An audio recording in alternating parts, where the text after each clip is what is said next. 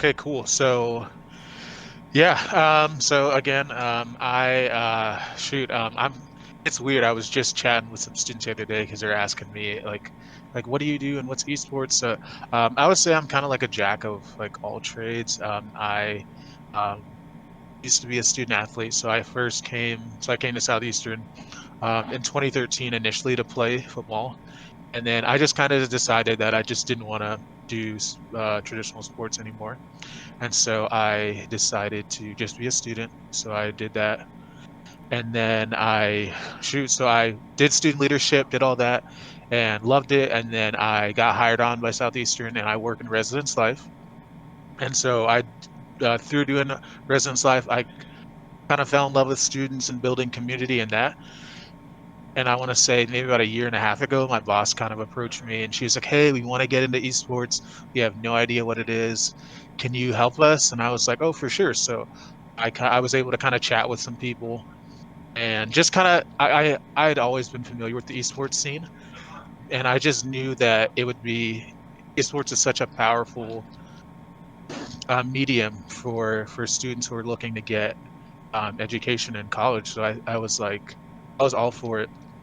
So I was Yeah. able to chat with some people and just chat with different reps and everything, and then was able to kind of plan out the room and everything, figure out a space on campus, figure out what my budget would look like, figure out what teams and titles we're gonna have. It's actually funny. I'm doing this interview now. There's the Fortnite team. You can't see them, but they're to the left of me. They're Oh, practicing right wow. now.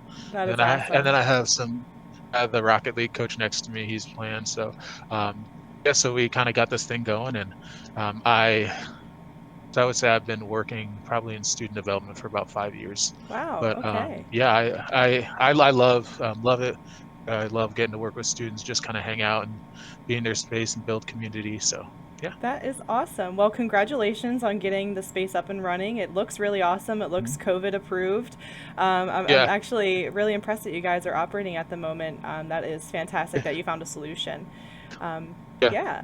So I'm going to go ahead and dive into the questions. I hope you had a chance to look at them so you're not totally caught off guard about what I have to ask. But I just wanted I to did, I know. did. Sweet. So you kind of touched on this a little bit in your introduction. So, how exactly did the program get started at Southeastern? Cool. So the program got started, I want to say about year and a half ago. My boss, Dr. Bethany Thomas, she's the VP of Student Development here. She and one of the VPs for admissions, Dr. Roy Rowland, they kind of approached me and said, "Hey, we've heard about esports. We think it's like great." And they just didn't know what it was. I think when they talked to me, they were like, "We know Mario Kart and we know like we know Tetris. like basic video games. Yeah, Tetris." And they were like, "Hey, how do we do this?" And so I was like, wow. So yes, I knew because I'm friends with Nathan Carson, who they're right down the road from us. He's the esports director at Florida Southern. So I was able to chat with him and pick his brain a little bit.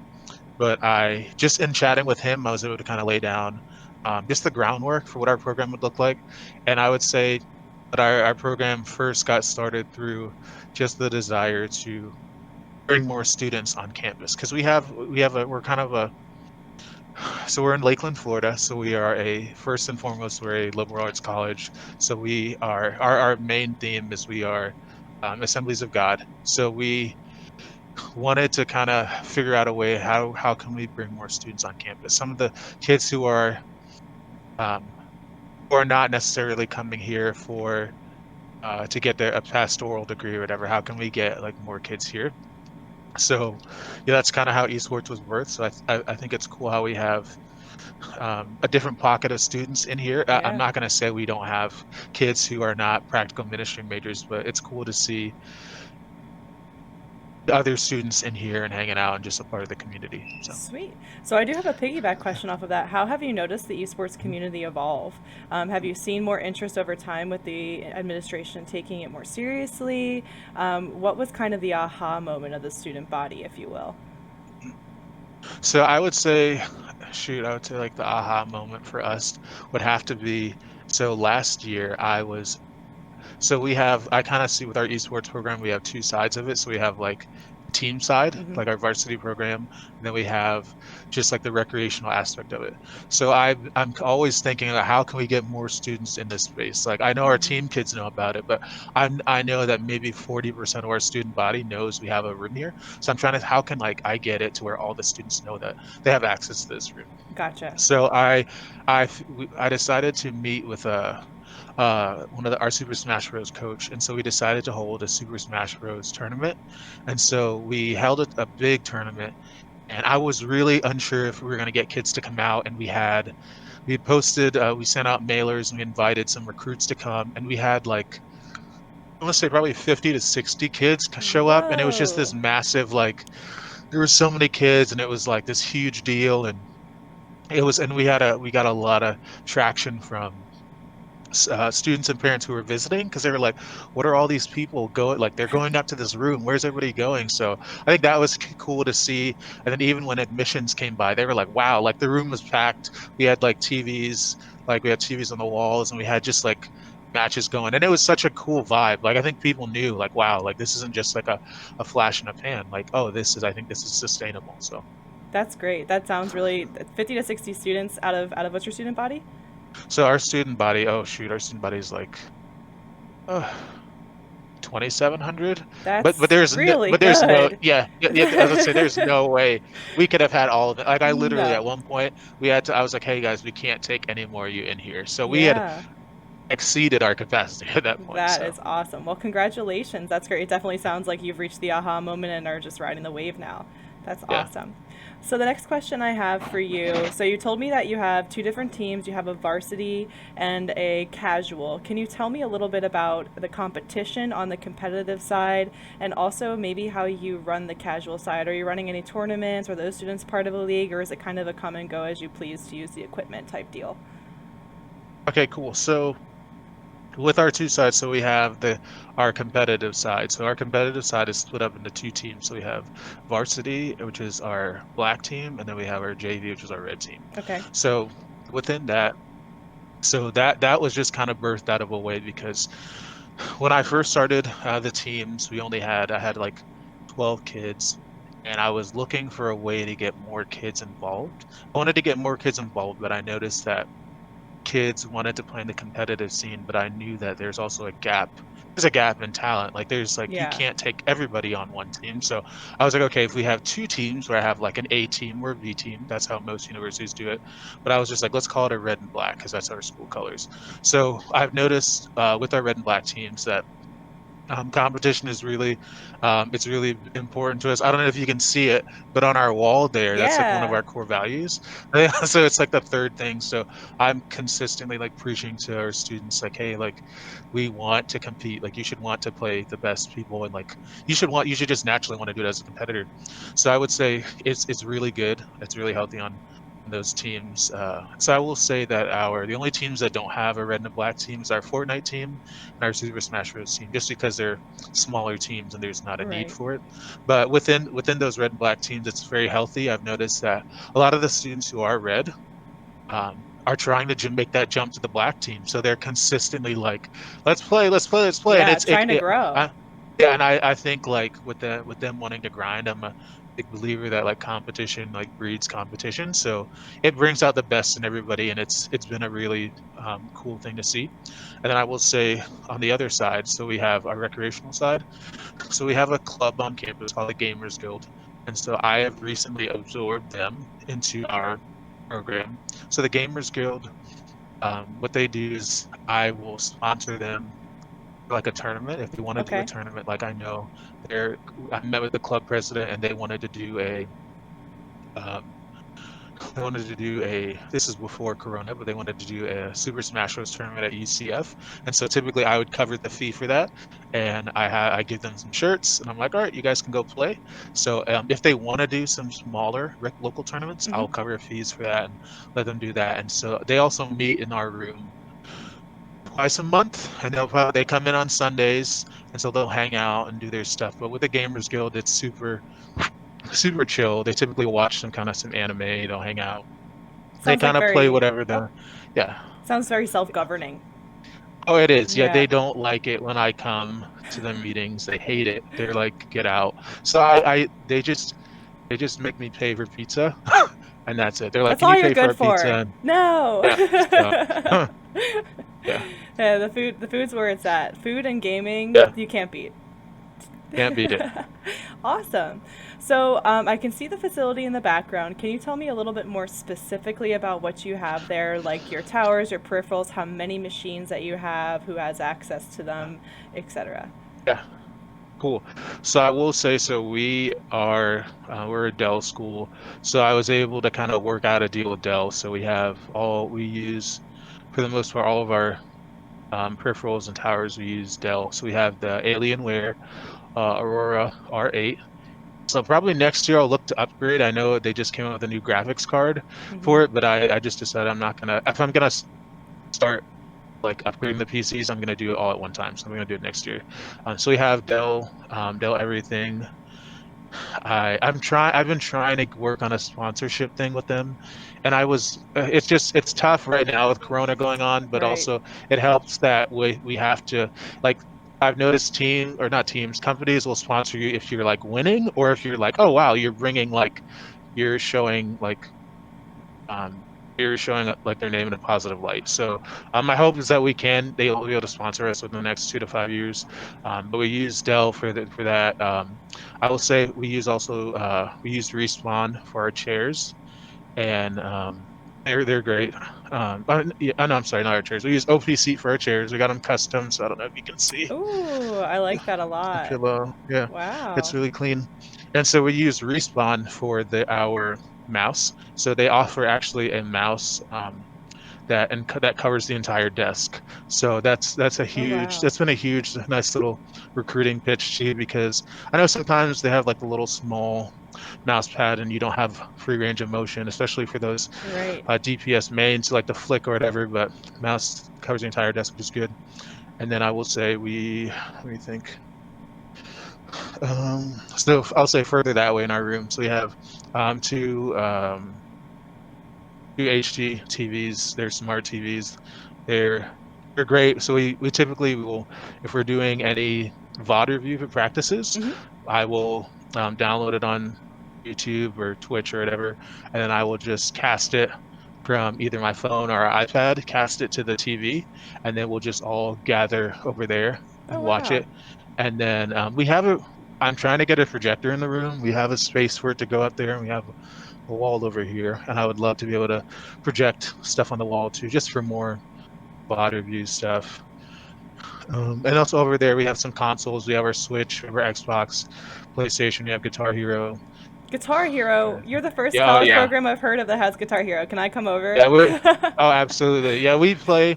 I know, like I'll play with some of the coaches. Like when we have our little coaches meetings, we'll hang out, we'll play. That's sick. Um, Let me think. And then also I forgot over there in that back corner we have our whiteboard, which is super old school, but I like to write on it sometimes. If we're going over strats and we need to be more specific about stuff, we'll draw and like it's so funny because some of the students are like, why are we using that? Like, why can't we use the iPad or something? So but yeah, I think that's actually lastly we also use Logitech for our mouse Okay. and keyboard. So it's like it's all shiny Ooh, fancy. and everything. But yeah, that's it really. I have been really impressed with the Alienware. I thought it would be a little um I thought it'd be I don't know what I was expecting, but because the Aurora is so bulky, but Yeah. it is literally like when I spoke to our Dell rep, she kind of described it as like the spaceship of Mm-hmm. PCs because it's bulky, but it is really fast.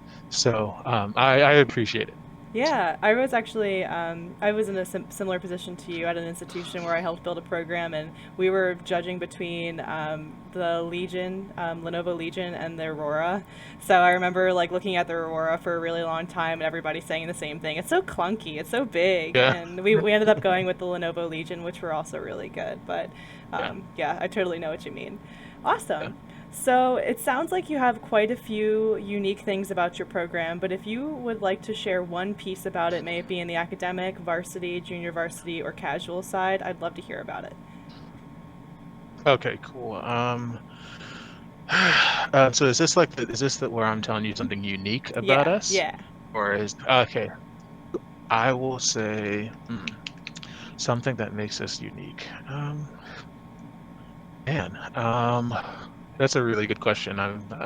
I would say I'd say something that makes us unique is our community. So like again, I'm a huge like you can see it. I'm a huge like core values guy. Like this just goes back to like my traditional sports background. I just think it's important to have like pillars or stuff you can build upon. Mm-hmm. So I'd say our community is really big here. I think that even beyond gaming, I think we really do care about our students like outside of gaming. And I think like gaming is just like a byproduct, but Mm-hmm. at the end of the day, like I guess we don't judge or look at our students or just like, oh, like that's J Champ 101 on Overwatch. Like I Mm-hmm. think we are really invested in having like quality relationships with all of our student athletes and making sure they succeed like outside of the classroom. And I would say a perfect example of this is I know like last year um I had a couple students who just kind of were going through some rough family stuff, Mm. and I know that they um I know one in particular, she needed just some like time away from practice, and so I kind of let her go, do that. And then unfortunately, she had a family member had passed away. And so what I did was we had sent her like flowers Oh, and like just a card, and and everybody like signed it. And it was really cool because that's super sweet. yeah, we sent it to her grandma because her granddad had died. And the grandma was very thankful because she was like, I didn't even know who Fire Esports was. Like, and Oh, so we sent it to her. And so she really liked that. And I think that just kind of goes back to like our community, how we really value like everybody that's on the team, and like we like I'm not gonna say we don't care about winning because it's on the wall there. Like we well, want to win, yeah. but we also care about them as people as well. So it's like we like value them as gamers, but we also like, hey, like you're a person that has thoughts, feelings, hopes, and dreams, and like we want Yes. to celebrate with you and also cry with you if need be. So I like that. I like that a lot. I think that's super unique. Building a community is really difficult sometimes because sometimes they want to do it organically, and sometimes when administration gets involved, it gets a little confusing. But it sounds like you guys took a path that really forged these really strong relationships. So, yeah, yeah. great. And then the last question I have for you is for any students who are interested in your program, what's one thing you want them to know? It could be about what you're looking for in applicants, something broader, or any just general piece of life advice. Okay, cool. Actually, this is perfect. I can just go down our thing. So this is Sweet. actually my little pitch. Like anytime meeting with a prospect or like a recruit, I Okay. kind of just jump right into our core values. So first off, I'm a huge like character guy. So because all of our student athletes have swipe access to the room, so they can come here anytime that Mm-hmm. they want. So I'm a big believer that for me to like give out that swipe access, I don't just give it out. Like there has to be a level of trust that I have in a Mm-hmm. student that I trust them, being here and they're not going to do anything crazy. So I would say like first and foremost, like you're looking for like kids who have good character and they make good decisions and they're not going to lead others to make poor decisions. I actually, when I first started the program, had like recruited a couple of kids that were like top 500 and really good, like really, really good, but they just were really poor character. And I Mm. tried to make it work and I was like, oh, but they just were not on board. And I realized that like it because I compromised the core values of like our program, it would just make the team suffer. And it made them suffer a little bit, but I just had to cut the cord and I'd be, hey guys, I'm so sorry I can't be on the team. And that's something I learned that I have to really stay Yeah. true to who we are as a program. It's So probably the hardest characters first part and of being a foremost. coach. Yeah. Yeah.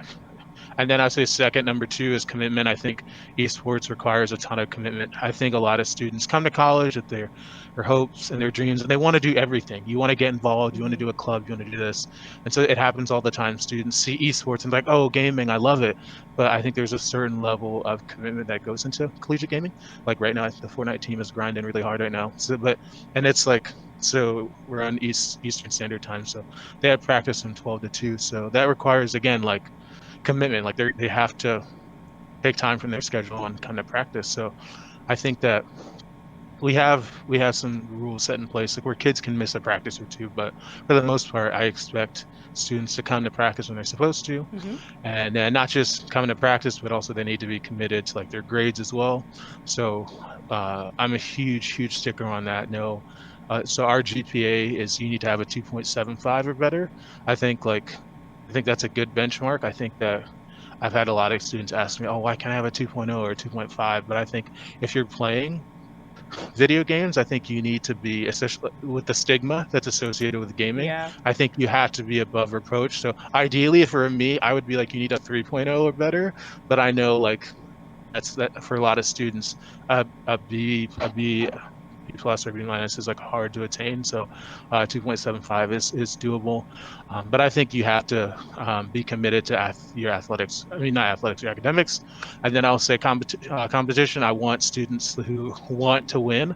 What I've learned is that there's a difference between like um, trying to win and like wanting to win. And I've learned that sometimes you can have like the 10 or 7 best kids who are super talented, but they don't necessarily want to win. Like they're playing and they're really good, but they're just like, okay, let's try our best and we'll see what happens. Mm-hmm. And I would much rather take the 7 kids who maybe are not the most talented, but they're like, hey, we just want to win. Like we'll do whatever it takes to win. Ethically, of course, I'm not saying we're doing anything crazy, Right. but I think it's so important to have kids that want to win and they love to compete and they're like, oh, let's get better. And I'm not saying we're world beaters or anything or we're going to win nationals, but I think it starts every day with, like, I know in practice I'm a huge believer in doing like we'll do a group competitions, but we do a lot of 1v1s where I'm Mm-hmm. like, okay, this person against this person, just to compete, just to get it, because I think sometimes it gets lost in the game, especially in like a game like Overwatch, where if you're a support character, your role is not necessarily to attack or to kill, if you will. It's just to support. So your level of competing may not be as high as maybe like a DPS or a Right. tank. So I think it's so important that all of our students know, hey, like we are playing to win. Every time we come in here, we're trying to win. We're really trying to win. And then lastly, it kind of goes back to community. I think our community is great. It's wonderful. I'm a big believer in these students as people.